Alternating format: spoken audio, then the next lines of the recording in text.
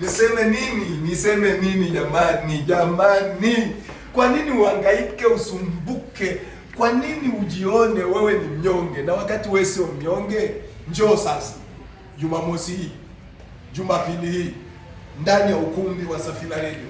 Yale matendo makuu ambayo Mungu aliyafanya siku ya Alhamisi atayatenda tena siku ya Jumamosi na Jumapili. Ni maombi ya kushughulikia mataifa saba. Unajua mataifa saba ni nani? Wale wa Gergashi, wale wa Hiti, wale wa Yebusi, wale wa Perezi walikuwa ndio maadui wakubwa, au ndio mataifa makubwa yaliyokuwa yanakalia nchi ya Kanaani. Fikiria, nchi ya Kanaani ilikuwa na mataifa saba. Mahali baraka zako ipo, nisikilize vizuri. Mahali baraka yako ipo, kuna watu wenye nguvu wanaoitumia nyota yako.